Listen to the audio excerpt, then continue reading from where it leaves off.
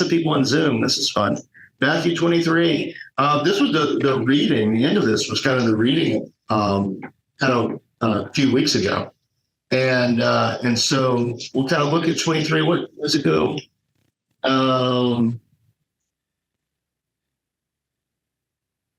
All right, so we are going to read chapter 23 and then go into 24, verse 2. We're just going to 2 verses in chapter 24. And the reason why is I think it's connected. And so we'll do that. So here we go. Then Jesus spoke to the multitudes and to his disciples. The scribes and the Pharisees sit in Moses' seat. Therefore, whatever they tell you to observe, that observe and do, but do not do according to their works. For they say and do not do. For they bind heavy burdens, hard to bear, and lay them on men's shoulders, but they themselves will not move them with one of their fingers. But all their works they do to be seen by men. They make their phylacteries broad and enlarge the borders of their garments.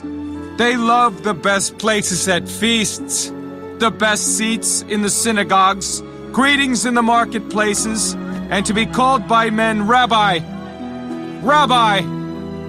But you, do not be called Rabbi, for one is your teacher, the Christ, and you are all brethren. Do not call anyone on earth your father, for one is your Father, he who is in heaven. And do not be called teachers, for one is your teacher, the Christ. But he who is greatest among you shall be your servant. And whoever exalts himself will be humbled, and he who humbles himself will be exalted. But woe to you, scribes and Pharisees, hypocrites, for you shut up the kingdom of heaven against men.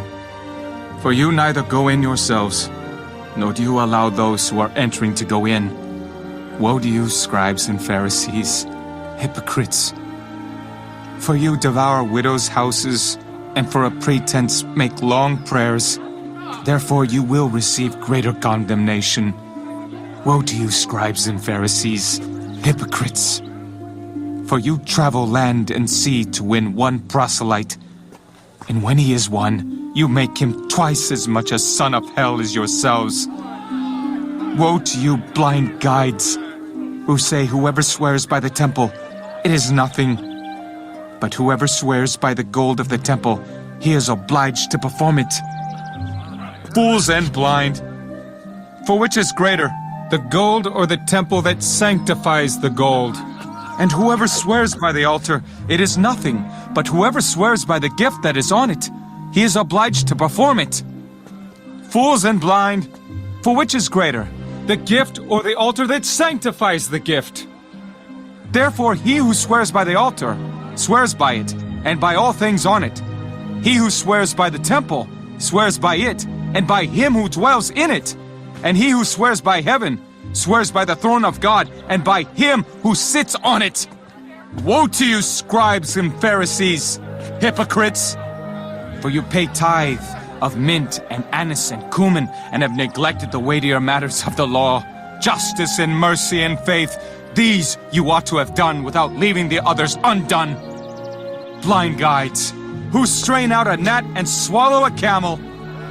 Woe to you, scribes and Pharisees, hypocrites! For you cleanse the outside of the cup and dish, but inside they are full of extortion and self-indulgence. Blind Pharisee, first cleanse the inside of the cup and dish, that the outside of them may be clean also. Woe to you, scribes and Pharisees, hypocrites!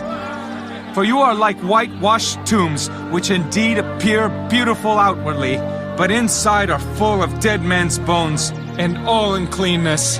Even so you also outwardly appear righteous to men, but inside you are full of hypocrisy and lawlessness.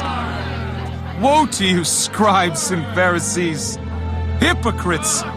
Because you build the tombs of the prophets and adorn the monuments of the righteous, and say, if we had lived in the days of our fathers, we would not have been partakers with them in the blood of the prophets. Therefore you are witnesses against yourselves that you are sons of those who murdered the prophets. Fill up then the measure of your father's guilt. Serpents, brood of vipers, how can you escape the condemnation of hell? Therefore, indeed, I send you prophets, wise men, and scribes. Some of them you will kill and crucify, and some of them you will scourge in your synagogues and persecute from city to city, that on you may come all the righteous blood shed on the earth, from the blood of righteous Abel to the blood of Zechariah, son of Berechiah, whom you murdered between the temple and the altar. Assuredly, I say to you, all these things will come upon this generation. O Jerusalem, Jerusalem, the one who kills the prophets and stones those who are sent to her. How often I wanted to gather your children together as a hen gathers her chicks under her wings, but you were not willing. See, your house is left to you desolate. For I say to you, you shall see me no more till you say, blessed is he who comes in the name of the Lord.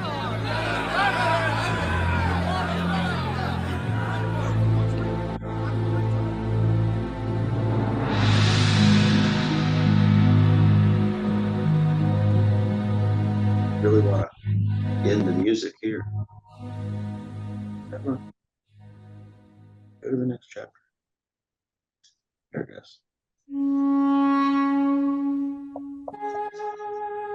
Then Jesus went out and departed from the temple, and his disciples came up to show him the buildings of the temple. Do you not see all these things? Assuredly I say to you, not one stone shall be left here upon another that shall not be thrown down.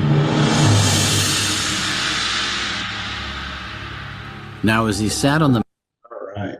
So kind of going into there. Yeah, if you remember what we talked about in chapter 22 and really the chapter before too, remember the Pharisees kept just attacking Jesus over and over.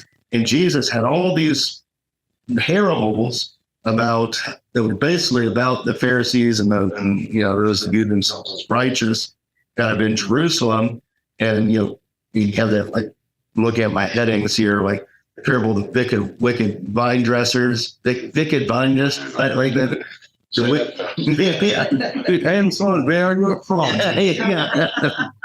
That would be wicked wine dressers. Yeah. And so it's they were like, hey, now the son, the vineyard owner's son is here. We can kill him, take all that stuff. Like, he was over there. And all this is kind of, I don't know, coded and hidden. And then, like, in chapter 23 here, like, that coding and that hiddenness is gone. Tirade begins. Yeah, like that's, like, it's, so I kind of want to talk about it because there's a lot of interesting language inside of here. And so I think it would help us if we talk about it a little bit. So what, in all these things that Jesus says here, there's really just one idea going on. Woe to you, Pharisees. You got to eat hypocrites. Yeah. Like that's the one idea that's really going on here. But he says a bunch of things in it. What did you hear? What did you think about this? I mean, this is a lot of ink spent on this one idea. So I think it's important. So what stood out to you? I thought it was amazing that he had that many examples, to go over with them. He just didn't say, look, this is what you're doing, and that kind of thing. He gave all those detailed examples of, how they did, and, I just was amazed that he felt that he needed to go through all those and really get the point down that he was Yeah. trying to make. Yeah, exactly. Let's see. Like the first one here is, you know, he says it's verse 2. It's like that they sit in Moses' seat. So whatever they tell you to observe that, but don't do like what they do, because they put heavy burdens on everyone and do not attempt to help anybody. Like that's like, it's, I always take this with a certain level of perception. I don't know, because it's I think it'd be easy for me to fall into that category of Pharisee just by the nature of where my income comes from, like all that stuff. And it's because always it says they've done look at me rabbi they kind of hit it like that. But that's it's but I think we can all kind of see this. It's like I see how I used to do this all the time, but just put burdens on the people, and that was the saving message. Like that's, if you died tonight, do you know where you would go? Like that's it. That's a burden that you're putting on people. Lee, you look like you want to say something. I don't think he was talking to the Pharisees. I think he was explaining in detail to the crowds how the Pharisees work. Okay. Yeah. Yeah. I see what you're saying there. Take the first one, sitting on Moses' seat. Yeah. Yeah. They are supposed to interpret the law, but Yeah. the law then interpret the law. They don't practice it themselves, and then they stretch it out. So they're giving you the guilt trip, and the guilt trip is to make them richer. Yeah. Yeah. Make them more powerful, richer, all those things. And that's where I'm like, that's a heavy burden. And like a lot of institutional religion, I would say, is really centered around putting heavy burdens on people, because the institution requires you to be a good giving unit, be a good, like all these things. That's all heavy burden stuff. You look like you want to say something. I think of the fire and brimstone preaching. Yeah. Some churches that I visited. Oh yeah. Just that's the burden.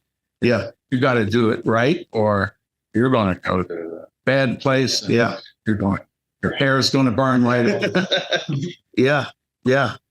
Like that's, and there's good stuff for us too. I love the way the King James puts this. I don't know how the NIV puts this, but like the verse 5, they do their works to be seen by men. They make their phylacteries broad, like that's, and enlarge the borders of their garments. Like that's a funny, like that's, you can almost see like I don't know, like you remember like Weird Al videos. Yeah, Weird Al Yankovic videos, or like old parody movies like Airplane or something like that, where it's just ridiculous. Yeah, just ridiculous ideas, going on constantly. I think Jesus is like, we know what these guys are all about.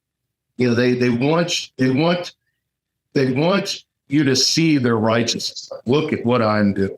Look at this, and are mitigating everyone else. You need to be like me. Desire to be called rabbi.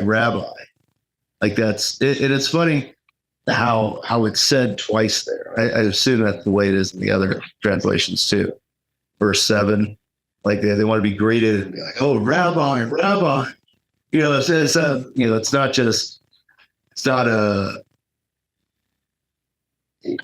not just a comedy name. It's that double saying. It's funny. It's sarcastic.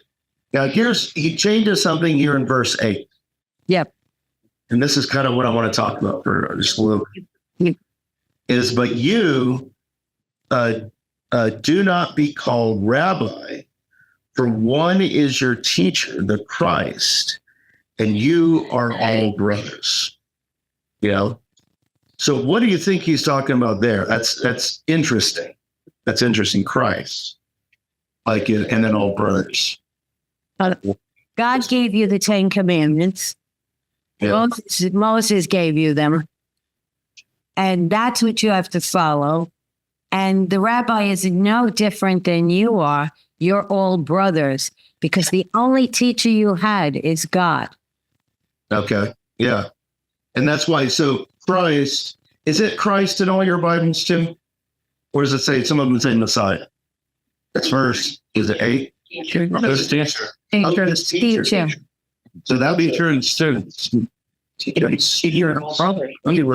that up. Brothers, all brothers. I have all brethren. Oh, brother. The LCA has it wrong. They say teacher and students. Let's see here. So that's Matthew. Let me look it up. Matthew. They flip that into some 3, 8. Enter.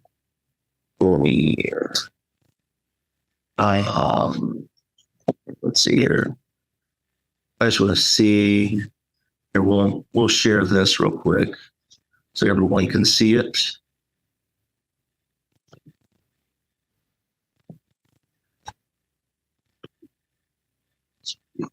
Maybe it'll come up. There it is. All right.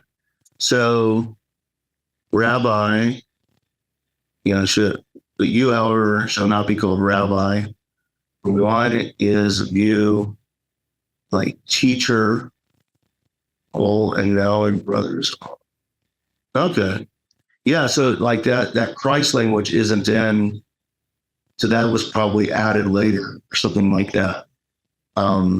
That's why it's in the King James. That's interesting. Okay. So teacher and brothers is there. All right, cool. Yes, that's not there. It's not there. It's not there. So like the wooden translation that they have here is you however are not to be called rabbi. One Lord is of you, the teacher, and so all now you brothers are. yeah. So like that's literally like what the translation is. This is why we read it in English translations and not just wooden stuff like that. But I'm sure let's see here. So B, where's my note in here? Oh, let me take everyone back to so you can see us. I have a don't laugh at Kevin like that. None of that's let's see. Yeah, I have a B here, like a note that says that it's other translations omit the Christ. So what I had is for one is your teacher, the Christ. So what probably happened there is like monks or something like that later on in an effort for people to read this correctly, probably added like, hey, teacher means Christ. Mine says even Christ after that master. Yeah. King of 10. Yeah, 8. 8. So like mine says, one of you is the teacher, and you are all brethren. Mine like that word teacher, or how else do some of you have master? This one says, for you have one teacher. Yeah, one teacher. You are all students. Yeah, and you are all students. That's interesting, students. Okay. And it has a little D or brothers. Yeah. That's interesting. It translated as brothers. Like brothers teach students there. And you can see like how the translators are trying to help us understand this and why they're using certain words there and all that. They're trying to, because it's a really weird sentence in Greek, as you could say. And so, but you could tell like you kind of see where the emphasis was in Greek. It's like brothers you are, like that's what Jesus is saying. like that. Like that's you are. So you're together. Like, and I think that's kind of the big thing that he's trying to get across there is that these guys. It's kind of what Lee said earlier. Now, you were reading the note?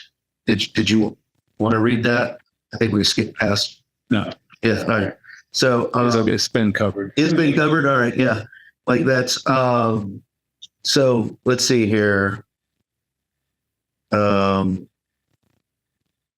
then verse 10, the one that Jim mentioned here. Does it say Christ in that one? Yeah. Okay. So at the end of that one, it says Christ. Do not be called teacher, for one is your teacher, the Christ. So that's so that verse 8 could be referencing down to verse 10 there too, to kind of help you out. So when he says, all right, let's go back to my question then. So when he says you have one teacher, the Christ, like what do you think he's talking about? Because remember, Christ is kind of the same word as king, the same word as Messiah, right, all that stuff. Like what do you think he's saying there? Because that's kind of a loaded statement, and it's not entirely obvious first blush like that. I couldn't see it. Calling himself? Yeah, hold on, Lee, 1 second. Like I see him saying, listen to me, yeah, Messiah, not what they're telling you. okay, yeah, because it's and we've already talked about before how he's made the yoke is easy and the burden is light, right? So like that's like going in there. Lee, did you want to add onto that at all? All right, yeah. So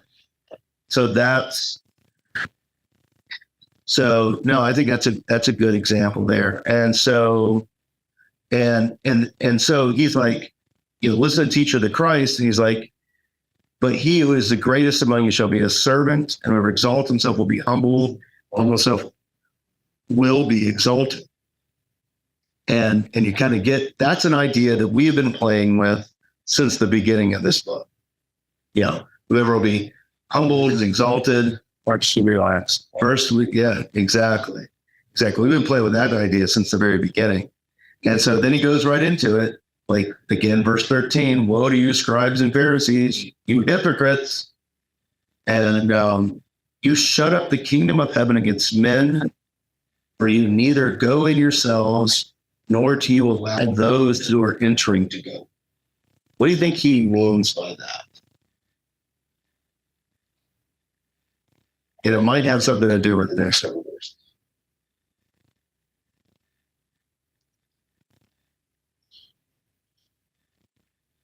Shuts up the kingdom of heaven. Used to laugh.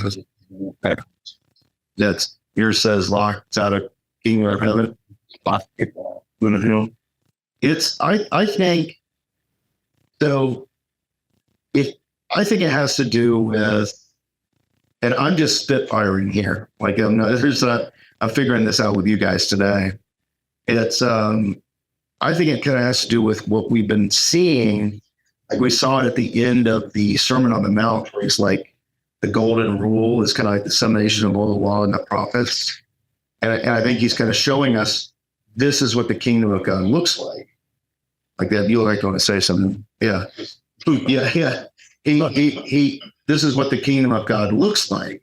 It looks like all these things from the Sermon on the Mount, all these good things going towards people, and it's like you're keeping people out of it. In fact, you're devouring widows' homes. And I heard someone talking about that statement not too long ago. And it was like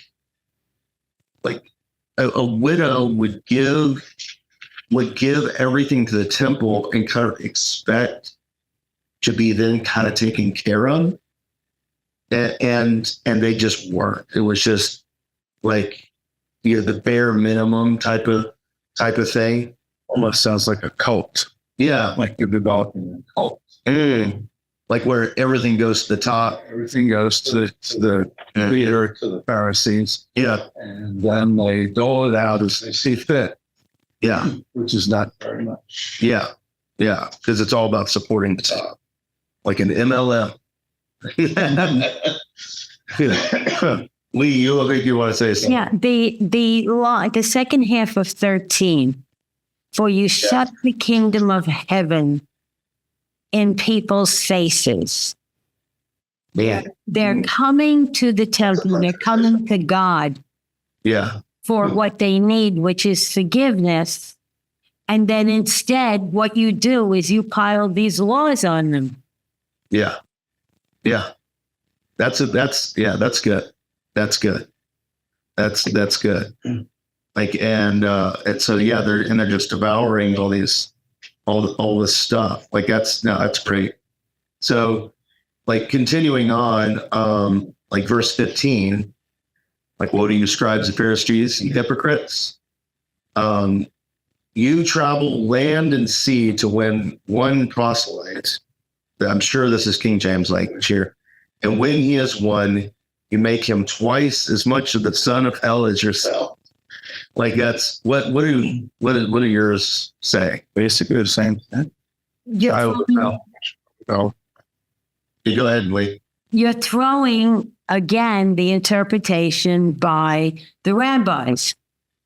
You're not giving them what they need. You convert him, and then you turn around and you do the same thing you've been doing, and you're losing him. You're making him a child of hell. You're giving him one rule after the other that he knows he can't keep. Yeah. Like that's and it's, he says, "What are you blind guides? You swear by the temple, but whoever swears by gold of the temple, he is obliged to perform it." Like you're, like it's all, I mean, you're like making all these people followers of yours, and they're just followers in this awful way that you have propagated. And like it's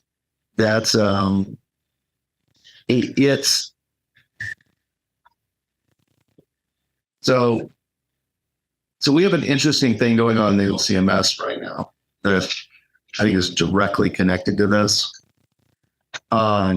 So right now in the LCMS, we are losing our universities like crazy. I mean, in the last 10 years, we've lost 4 of our universities, something like that.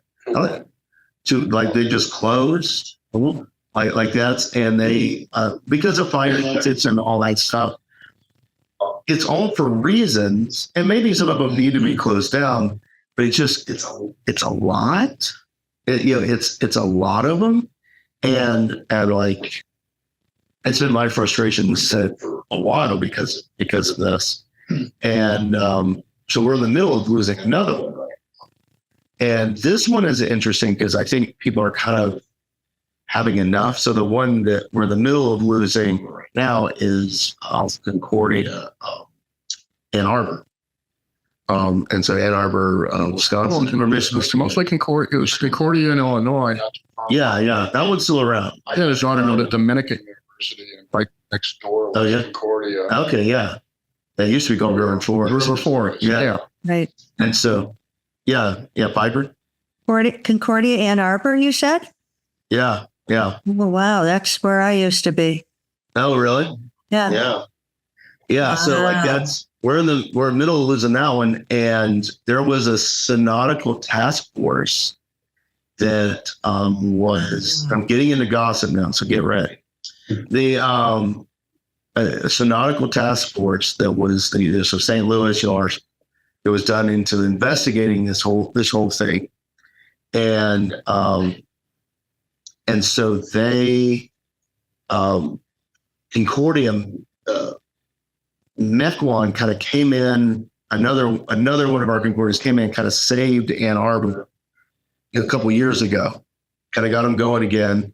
And now the Senate has done this task force, and this task force released a report. Yeah. And a lot of people are like, what? Like they're to the point where the Ohio district released we're in the Florida, Georgia district. Ohio released a thing. It's like, hey, you said that we said this. We never even communicated with you. And so like there's some weird fishy stuff going on. And then the Michigan district that released it. Which is huge. Yeah, the fact that these districts are saying these things is wild. So this is just I read their entire statement. Like it's on their Facebook page. Their letter to this task force, but this is just a quote from it. Is like, with such an effect on decorations and other demonstrations of being truly Lutheran, we are concerned, like the Michigan district, we are concerned that the idolatry of Lutheranism may be close to the door. And that is what that I think it's amazing that a district is saying that with those words. Like that's not colloquial language at all. And what I think what concerns me is that Synod is not helping these universities be better because they don't fit some pure role that Synod wants for them. Is the financial issue, is it because of low enrollment or It's a management? Well, yes, it's all those things. It's all those things, and that's why they've been able to kind of keep their hands clean and all this stuff. But it's really weird that we've lost half of our universities, and recent, like recently. And when the task force comes out and then the districts start going like, hey, this sounds weird, guys. And because it's all these things that the first one to go down was Selma. And Selma was, the LCMS was on the ground floor in creating these historical Black colleges in places. We were on the ground floor of that. And Selma was closed in a closed door session, all of that stuff. And then Portland closed a couple of years ago.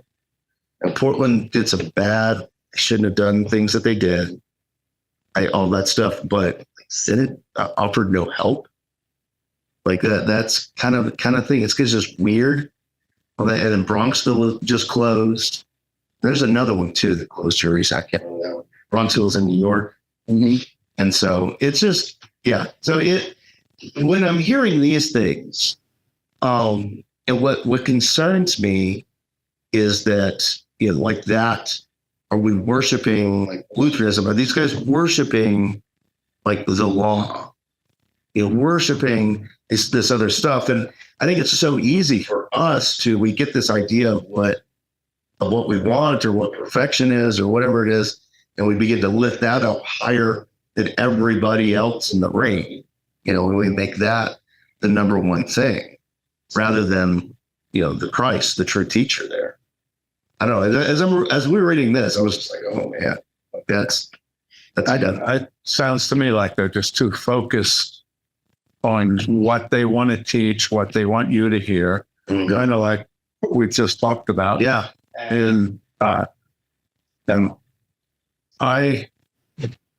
went to a CA college, Muhlenberg College in Allentown, Pennsylvania. And they were a truly liberal arts college where they expanded their focus to people outside of the Lutheran Church,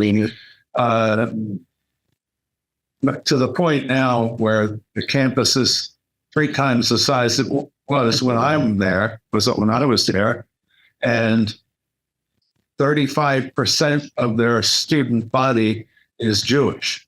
Hey, wow! Because they are the foremost pre-med school, and pre-law school in the Northeast. Well, and that's what a lot of our universities have done. Yeah. You got to go the direction people want, because they still have chapel services. Yeah, there's still, and you still have to go to chapel. Yeah, like my daughter went to Dominican, like I said, Yeah. the Catholic. Yeah. They didn't have any, Catholic dogma that they were. Yeah.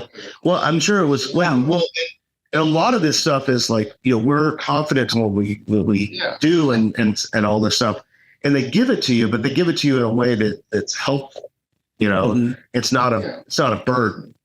Like a lot of the Catholic schools are like that, and a lot of our Lutheran schools are like that. And I think I'm making a bold statement. I think that's some of what Synod's trying to do is they want that Lutheran government. And I like that's like judgy statement I just made. I don't know if this is correct. Okay. But It isn't. it's just a concern that I have. Yeah, Piper, I'm sorry. No, it isn't. I mean, it's, Synod wants it their way only. And if you don't conform to that, then you're out. Yeah. And I can relate a little bit to some of that because, born and raised since day one, it's hard when new things come up and changes and things to accept those and adjust and adapt to them. But, in retrospect, they're all good things. Yeah. I remember when we put those great big television screens in, I thought, oh my God, I'm done. But I love them. So At least that wasn't me that did it. At least that wasn't me. no. I've had on my own. But it just sounds like Synod is not willing to, come into the 21st century, so to speak. Yeah. And that's what concerns me. And the reason why I'm bringing up today is it kind of sounds like we're talking about here. But also that these other powerful things in Synod districts are saying that normally districts are keeping their nose clean with all this stuff. And that's not too much nose clean right there. That's getting in the brawl. And that's what surprised me. With the person I was talking to this with, I won't out them on here, but they came up to me and they're like, "Did you see this?" Right? Like I loaded out. I was like, "Oh," and so Is it driving away students then, or I think that's are they low enrollment, not up to? I think they want it to have lower enrollment, more pure enrollment, more Lutheran enrollment. Make it so like this. Yeah. Yeah, but it's like making it. They want to get rid of nursing programs and all that stuff. Yeah. Oh, Like, I know. I know. Like that's can't use the word stupid. yeah. Silly. We have the little kids vocabulary, like that. Well, I had an experience where I was selling product where I went into a home and told them, you could get a 10% discount. And then why aren't you getting it? Because you're stupid. And I never went there again. That's silly. That's silly. They let's see. I've said some silly things. So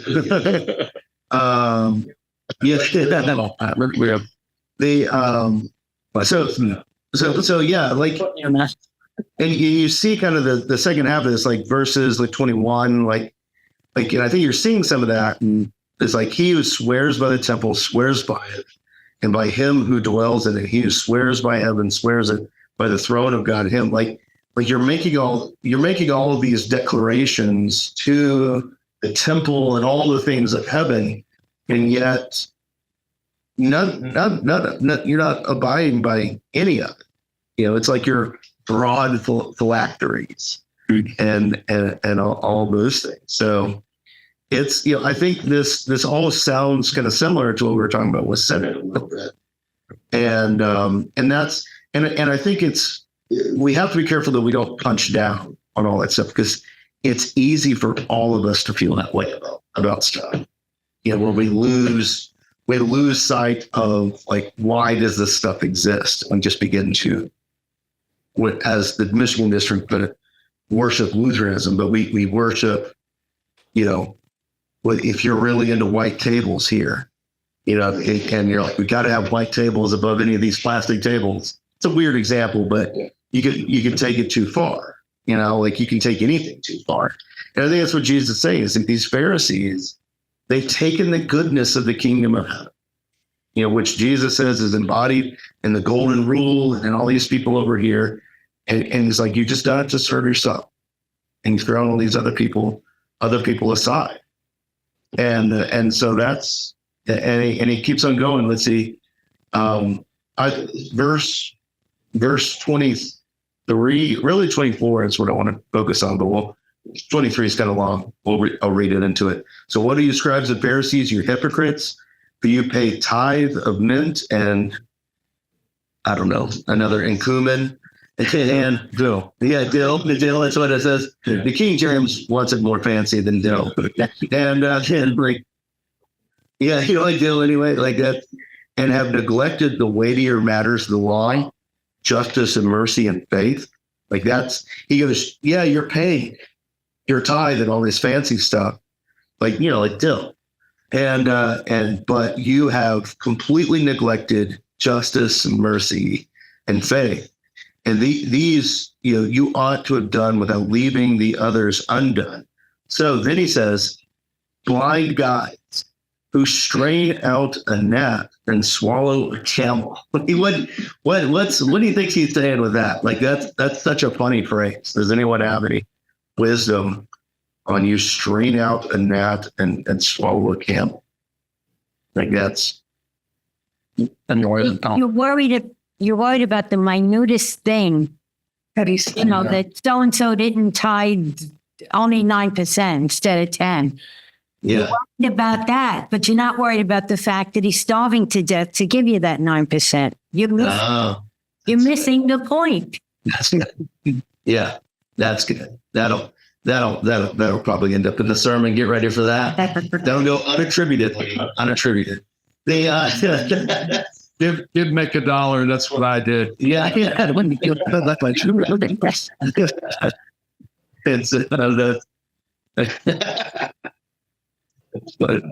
But that's good. So let's see here. So and then he starts talking about the cup and the dish and the tunes. Like you guys, you make sure that you look great on the outside, but the inside is just disgusting. Like that's it's the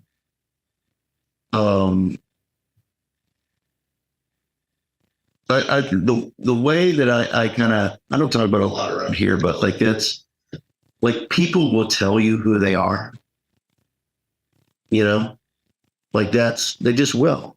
And then they'll tell you that people will tell you who they are, and by their actions, by what they do, like all that stuff. Like that's when I'm counseling people, especially when people are fighting. Like that's, I always try to get like to the one thing, one below all the arguments, and like the reason why the argument is happening, all that stuff. And people will always tell you who they are in those things. And I'm going to display all my tactics for everyone to see, because so many people watch this. But yeah, I think that's some of what he's telling you. It's like you guys can all see it, like what Lee said earlier about he's talking to all the people. Like, and that's he goes, you guys can all see how dirty their cup is. Like it looks great on the outside, it looks wonderful on the outside. That's another funny thing in culture is there's a Instagram thing, and it got really popular a few years ago. But it's called it's Preachers and Sneakers. That's what it is. And this guy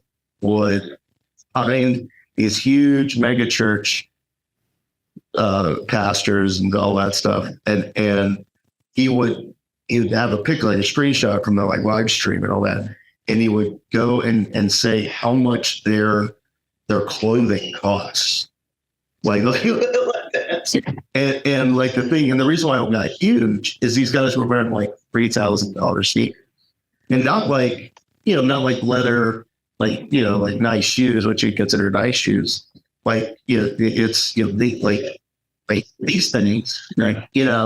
but they're like limited edition. Like things like that, and like weird sweaters from Gucci and all that stuff. And there is, you don't need to look like a snob from like I normally do. Like that, you shouldn't be doing that.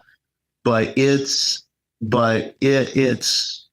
it's a weird thing when you have like this straight up designer everything type of thing, and that account got big because of this. And I think this is kind of where it's talking about, where it's like, you look great from the outside, but man, like it's you're not living it in your heart. It's not living it in So do you have a designer robe? It's I should with real gold leaf. Lay it all around it in large. That's what your blue jeans were. Yeah, exactly. Members mark. Yeah, for members. Put it off correct. Yeah. And so like that's but it's interesting how all these things, it's everything we kind of been leading up to, and it's like it's this direct pointed, like we know all these things about these guys, and we can still see this stuff today. I mean, we can feel even today. It's like people are using God against me in this way. Like that's it's that. Like whenever someone just is invoking God in a way, they're trying to like gain power from it. I've gotten this muscle. I'm like, I don't like it. I don't like this. And because I guess I fell for it enough when I was younger, that using God in a way that holds people down is it good? Let's see here. Let's see, verse 31 says, therefore you are witnesses against yourselves that you are sons of those who murdered the prophets. Fill up then the measure of your father's guilt. Serpents, brood of vipers, how can you escape the condemnation of hell? And I like how he's like, you, O Jerusalem, like you murdered whom you murdered. Oh, so he didn't say the first one. It was like the righteous Abel, the blood of Zechariah, son of Berechek, whom you murdered between the temple and the altar. Like assuredly I say to you, these things will come upon this generation. And then Jesus, like, oh Jerusalem, how I long to gather you like as many gather. Like all you've done is murdering the prophets. You murdered all these people that have come before you. And that's why I wanted to talk about chapter 24 there. Like, because I think it's connected. It says he departed from the temple and all of those things. And he says, surely I say to you, not one of these stones should be left here upon the other, and that shall not be thrown down. So what's interesting about that, like the Pharisees and all these self-righteous and the people he's talking to are all about the temple. And they're like, God has built this temple, the temple will stand. But what's interesting in history about that phrase Jesus says is that ends up happening like 60 years. Like the temple is overthrown. Like, and basically, and it's less so in Matthew as we're going through it. It's definitely in Mark. Marcus like really shows us Jesus talking about this. But it's basically Jesus in Mark a lot, and a little bit here, is basically saying, you guys need to cool your jets. Like the reason why they lost the temple and all that stuff is that Rome finally had enough of all their trash and just came in and just destroyed it all. And so I think he's kind of saying, it's like the Pharisees, like this, all this is going to be come down and be destroyed. And I think part of that is him saying, but it's still going to be okay. And it's not about that building. It's about the spirit that fills it. Yeah. Because we talked a little bit before, what chapter was that? I don't remember, where Jesus said, if you have enough faith, you can command that mountain, the Pharisee, the temple, to be thrown into the sea. So I don't know. What do you guys? Anyone want to summarize some of what we talked about today? Yes. Pastor, a thought came into my mind when you were talking about that. Yeah. They took Barabbas over Christ. Yeah. Took the warrior over the prophet. Yeah. As a result of these little skirmishes and wars, they lost the temple. Yeah. Yeah. They wanted the fight. They wanted the perceived righteousness more than the actual righteousness. So they wanted the big important, oh, we look holy, we look good, we're doing all this stuff righteous thing, but they didn't want to actually help people. They didn't want to be with others. They'd rather devour widows' homes. And I think that's a good thing for us, because it's so easy for us to find ourselves in the same position. And we can't just go, well, I'll just stay away from this stuff. Because we'll always find ourselves in protectionist, idolatries. So that's a good, interesting part there. And got a bunch of apocalypse in 2 weeks, and we're getting very close to the arrest of Jesus. That's 2 chapters away. Arrest of Jesus. So it's good stuff. Thanks for everyone joining. We had a ton of people online today. That's fine. And so thanks for interaction. Everyone watching on YouTube, thanks for joining us. So